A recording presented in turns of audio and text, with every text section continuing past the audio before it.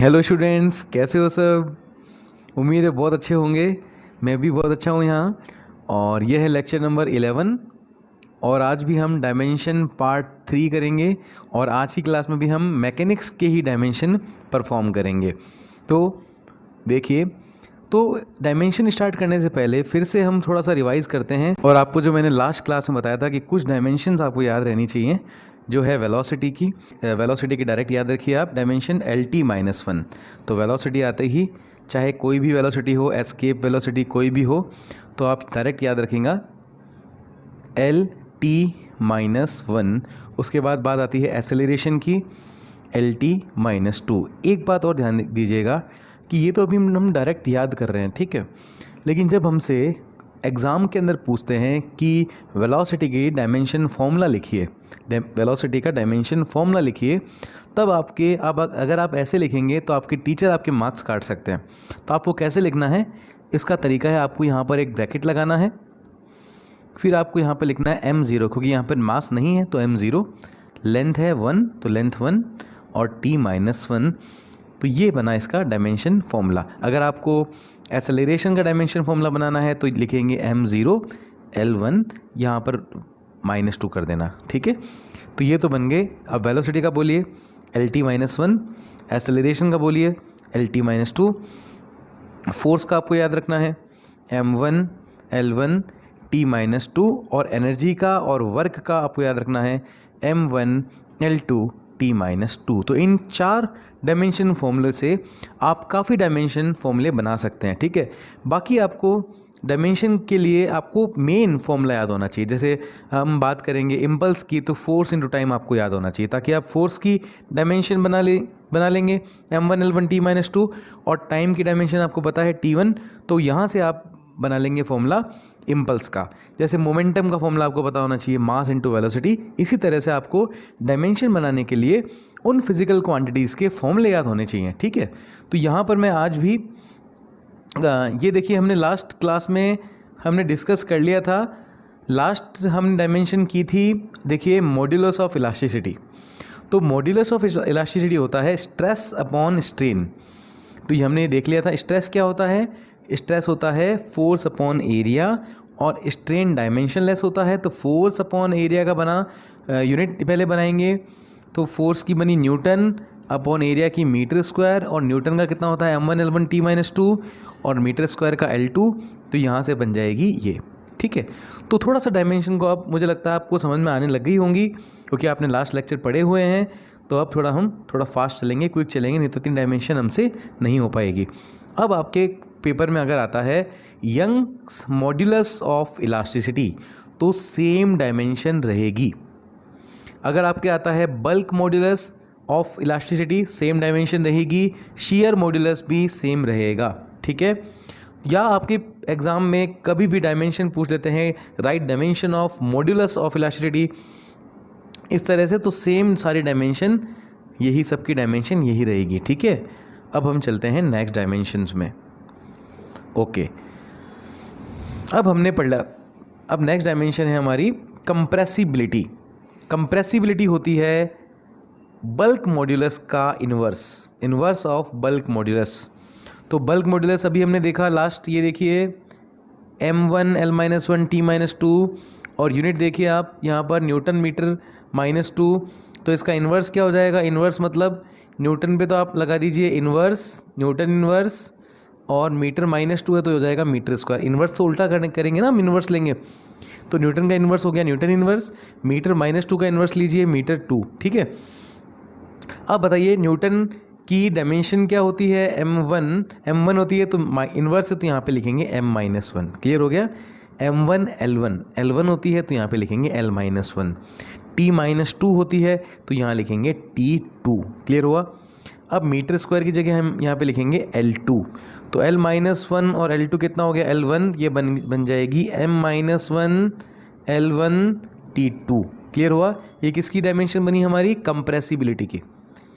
यहाँ पर आप देखिए, ये वाला जो बल्क मॉड्यूलस ऑफ इलास्टिसिटी की डायमेंशन थी m1 L-1 T-2, इसकी जस्ट इन्वर्स है m1, तो यहाँ m-1, L-1 तो यहाँ L1, T-2 तो यहाँ T2। क्लियर हुआ आपको ये। ओके। नेक्स्ट डायमेंशन है सरफेस टेंशन। सरफेस टेंशन होता है जब हम पढ़ेंगे फ्लूइड मैकेनिक्स, उसमें देखेंगे पानी जब किसी सरफेस पर ऐसा होता है तो पानी के पास होता है सरफेस टेंशन की प्रॉपर्टी। तो सरफेस टेंशन होता है force upon length. Fluid mechanics में पढ़ेंगे, अभी आप केवल डायमेंशन पे फोकस कीजिए। तो सरफेस टेंशन होता है फोर्स अपॉन लेंथ। फोर्स का हो गया न्यूटन और लेंथ का हो गया मीटर, तो बन गया न्यूटन पर मीटर। न्यूटन की आपको डायमेंशन पता है m1 L1 T-2 अपॉन में मीटर, तो बन जाएगा अपॉन में L, तो L1 से L1 कैंसिल, तो बन जाएगा MT-2। क्लियर हुआ। अब आप खुद अपने बेसिस पे सॉल्व कीजिए। न्यूटन की जगह लिखिए m1 L1 T-2, metre inverse तो L-1, तो वो L1 और L-1 कैंसिल हो गए, तो बन गया m1 L0 T-2। Okay. Next है coefficient of viscosity. Coefficient of viscosity के लिए थोड़ा सा मुझे इसको एक्सप्लेन करना पड़ेगा, तो मैं क्या करता हूँ, यहाँ पर देखिए। ओके, मेरा फेस पे जाता हूँ, यहाँ पे देखिए। यहाँ पर मैं आपको कॉफिशिएंट ऑफ विस्कोसिटी को एक्सप्लेन करता हूँ। होता क्या है कि जब भी कोई फ्लूइड या कोई लिक्विड फ्लो होता है तो वो लेयर्स में फ्लो होता है। किस में फ्लो होता है? लेयर्स में। आप नदी को ही देख लीजिए, रिवर को ही देख लीजिए आप, कि रिवर में जो बिल्कुल बॉटम में जो लेयर फ्लो होती है, नदी के अंदर जो पानी बिल्कुल निचली सतह पर होता है, बॉटम में पानी होता है, वो बिल्कुल रुका हुआ होता है, और नदी की ऊपर वाली सतह पर पानी बहुत तेज़ से फ्लोट करता है। आप नदी में कभी डुबकी लगा के देखिए तो नीचे वाला पानी होगा वो रुका रहेगा और ऊपर वाला पानी तेज़ी से जाएगा। इसका मतलब जो भी लिक्विड फ्लो होता है उसके अंदर बहुत सारी लेयर्स होती हैं। जो अपर लेयर होती हैं बहुत फास्ट मूव करती हैं। देखिए मैंने आगे एरो बनाया है, उसके नीचे वाली लेयर थोड़ी सी कम वेलोसिटी से मूव करेगी, उसके नीचे वाली लेयर और कम वेलोसिटी से मूव करेगी, और उसकी नीचे वाली लेयर और कम वेलोसिटी से मूव करेगी। तो लिक्विड लेयर्स की फॉर्म में फ्लो होता है और लेयर की अलग अलग वेलोसिटी होती है। सबसे अपर लेयर सबसे फास्ट मूव करती है और बॉटम वाली लेयर बहुत ही स्लो मूव करती है। अब क्या होता है, इन लेयर्स के बीच में आपस में एक फोर्स लगता है। ये लेयर्स क्या करती हैं, ऊपर वाली लेयर ये कोशिश करती है नीचे वाली लेयर को रोकने की, और नीचे वाली लेयर कोशिश करती है ऊपर वाली लेयर को रोकने की। तो इन लेयर्स में आपस में एक फोर्स लगता है, इसको हम बोलते हैं विस्कस फोर्स। क्या बोलते हैं? Viscous force. इसके लिए एक एक्सपेरिमेंट कीजिए। एक ग्लास में लीजिए आप केरोसिन या पेट्रोल, एक ग्लास में लीजिए आप शहद, हनी। ठीक है, तो दो ग्लास में, इस ग्लास में क्या लिया मैंने? केरोसिन, और इस ग्लास में लिया मैंने हनी, और दोनों को ऐसे उडेल दिया। जैसे ही मैंने उडेला तो मैंने देखा कि जो पेट्रोल था वो काफ़ी लॉन्ग डिस्टेंस ट्रेवल कर रहा है, आगे तक जा रहा है, और जो शहद है वो बहुत कम जा रहा है और आगे जाके रुक रहा है। इसका मतलब शहद जल्दी रुक रहा है, इसका मतलब शहद की लेयर्स के बीच में जो विस्कस फोर्स है वो बहुत ज़्यादा लग रहा है, जबकि पेट्रोल की लेयर्स के बीच में जो विस्कस फोर्स है वो बहुत कम लग रहा है। ठीक है, तो विस्कस फोर्स क्लियर हुआ। जो लिक्विड के फ्लो होने पर लिक्विड की लेयर्स के बीच में जो फोर्स लगता है उसको हम विस्कस फोर्स कहते हैं। ये हम डिटेल में आगे पढ़ेंगे। थोड़ा मुझे लगा मुझे समझाना चाहिए, इसलिए मैंने आपको यहाँ पर एक्सप्लेन किया। अब देखिए, ये जो विस्कस फोर्स होता है ये डायरेक्टली प्रोपोर्शनल होता है एरिया ऑफ लेयर्स। जितना ज़्यादा इनका एरिया ज़्यादा होगा कॉन्टैक्ट, उतना ही ये फोर्स ज़्यादा लगेगा। दूसरा, ये फोर्स डायरेक्टली प्रोपोर्शनल होता है वेलोसिटी ग्रेडियंट के। वेलोसिटी ग्रेडियंट होता है वेलोसिटी अपॉन में डिस्टेंस। ठीक है, वेलोसिटी ग्रेडियंट मतलब जितनी ज़्यादा लेयर वेलोसिटी ज़्यादा है, जैसे ये लेयर है इसकी वेलोसिटी जितनी ज़्यादा तो फोर्स ऑफ विस्कस भी ज़्यादा लगेगा। तो आप समझ लीजिए कि ये फोर्स प्रोपोर्शनल होता है एरिया ऑफ लेयर के और डायरेक्टली प्रोपोर्शनल होता है वेलोसिटी ग्रेडियंट के। वेलोसिटी ग्रेडियंट किसी क्वांटिटी के आगे अगर नाम आ जाता है ग्रेडियंट, इसका मतलब उसके अपॉन में डिस्टेंस है। वेलोसिटी ग्रेडियंट मतलब वेलोसिटी अपॉन में डिस्टेंस। एनर्जी ग्रेडियंट मतलब एनर्जी अपॉन में डिस्टेंस। ठीक है, फोर्स ग्रेडियंट मतलब फोर्स अपॉन डिस्टेंस। क्लियर हुआ।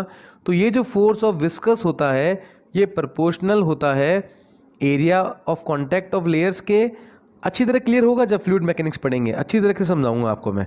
और ये फोर्स डायरेक्टली प्रोपोर्शनल होता है वेलोसिटी ग्रेडियंट के। तो हम इस फॉर्मूले को साथ में लिखते हैं, इसका मतलब कंबाइन करते हैं तो फोर्स प्रोपोर्शनल हो गया एरिया के और फोर्स प्रोपोर्शनल हो गया वेलोसिटी ग्रेडियंट के। जब प्रोपोर्शनल हटेगा तो एक कांस्टेंट आएगा और यहाँ पर जो कांस्टेंट आता है उसे ही हम कहते हैं कोफिशिएंट ऑफ विस्कोसिटी। यहाँ पर मैं इसको मिटाता हूँ और यहाँ पर लिखता हूँ इक्वल और यहाँ पर आता है कांस्टेंट। ये कांस्टेंट इसको बोलते हैं ईटा। क्या बोलते हैं? ईटा। तो इस कांस्टेंट को ही हम बोलते हैं कोफिशिएंट ऑफ विस्कोसिटी। अब इस कोफिशिएंट ऑफ विस्कोसिटी का हम डायमेंशन भी हमें फाइंड करनी है, तो कैसे फाइंड करेंगे? ईटा को हम सेपरेट कर देंगे, क्रॉस मल्टीप्लाई करेंगे एक्स के ऊपर, तो बन जाएगा F x upon A V. Clear हुआ आपको ये? F x upon A V. तो ईटा का फॉर्मूला क्या बना? F x upon A V. सुनते रहिए। अब यहाँ से हम यूनिट बना लेंगे, फोर्स की न्यूटन, डिस्टेंस की मीटर, एरिया की मीटर स्क्वायर और वेलोसिटी की मीटर पर सेकंड। अब मीटर अपॉन सेकंड, ये सेकंड चला जाएगा ऊपर, मीटर से मीटर कैंसिल, इसकी यूनिट बन गई newton second upon metre square. तो ईटा की यूनिट क्या बन गई? Newton second upon metre square. ठीक है, तो न्यूटन की जगह हम लिखेंगे m1 L1 T-2, सेकंड की जगह हम लिखेंगे T1 ओके, और अपॉन में लिखेंगे हम L2। तो देखिए L2 ऊपर जाएगा तो बन जाएगा L-2, ये L1 और L-2 हो जाएगा L-1 और यह बन जाएगा T-1। तो इसकी डायमेंशन बनेगी m1 L-1 T-1। तो कोफिशिएंट ऑफ विस्कोसिटी की डायमेंशन सबको समझ में आई? ओके, यहाँ पे देखिए coefficient of viscosity m1 L-1 T-1। Okay, next dimension है एंगल की। एंगल मैंने पहले भी आपको शायद डिस्कस कर लिया है या नहीं किया है। ओके, मैं वापस से डिस्कस कर लेता हूँ। आर्क अपॉन रेडियस, यस हमने डिस्कस किया था जब हमने एंगल की फॉर्मूला पढ़ा था। एंगल के लिए हमने प्लेन एंगल का फॉर्मूला डेफिनेशन देखी थी। तो एंगल का फॉर्मूला होता है आर्क अपॉन रेडियस। आर्क भी एक लेंथ है, रेडियस भी एक लेंथ है, लेंथ से लेंथ कैंसिल हो गया है। तो यहाँ पर उसकी जो यूनिट होती है उसको रेडियन कहते हैं, लेकिन उसकी कोई भी डायमेंशन नहीं होती, क्योंकि आपको मैंने पहले ही बताया था लेंथ मीटर से मीटर कैंसिल हो गया है। तो m0 L0 T0 dimension less quantity होती है। अब यहाँ पर हम नेक्स्ट देखते हैं एंगुलर वेलोसिटी। एंगुलर वेलोसिटी होती है एंगल अपॉन टाइम। ठीक है, अब आपको पता है एंगल की यूनिट होती है रेडियन और टाइम की होती है सेकेंड, तो ये बन जाएगी रेडियन पर सेकेंड। और एंगल की डायमेंशन क्या होती है? m0 L0 T0 और टाइम की होती है T1, तो अपॉन में T1 है तो ये हो जाएगा T इनवर्स। क्लियर हुआ आपको? आगे देखिए, नेक्स्ट है एंगुलर एसेलरेशन। एंगुलर वेलोसिटी क्या होगी? Angle upon time. Angular acceleration क्या होगा? Angular velocity upon time. क्योंकि देखिए वेलोसिटी क्या होती है? Displacement upon time. तो एंगुलर वेलोसिटी क्या होगी? Angular displacement upon time. Acceleration क्या होता है? Velocity upon time. तो एंगुलर एसेलरेशन क्या होगा? एंगुलर वेलोसिटी अपॉन में टाइम। तो यहाँ पर एंगुलर एसेलरेशन होगा एंगुलर वेलोसिटी अपॉन टाइम। अब एंगुलर वेलोसिटी क्या था? एंगुलर वेलोसिटी था रेडियन पर सेकेंड, अपॉन में एक और टाइम आ गया तो बन गया रेडियन पर सेकेंड स्क्वायर। क्लियर हो आपको ये? तो रेडियन की क्या होती है डायमेंशन? m0 L0 T0 और अपॉन में T2, ये इन्वर्स होके हो गया m0 L0 T-2।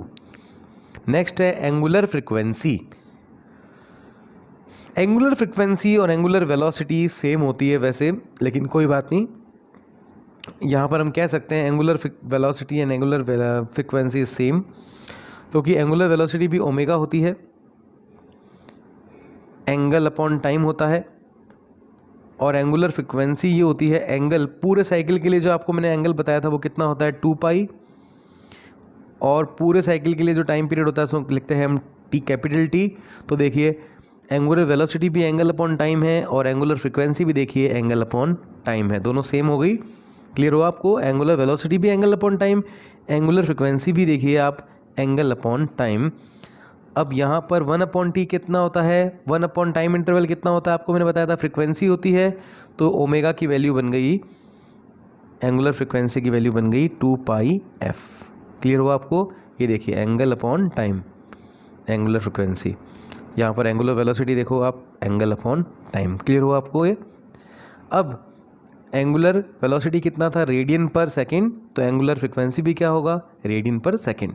रेडियन का m0 l0 t0 अपॉन में सेकेंड का t1, तो ये बन जाएगा m0 l0 t-1।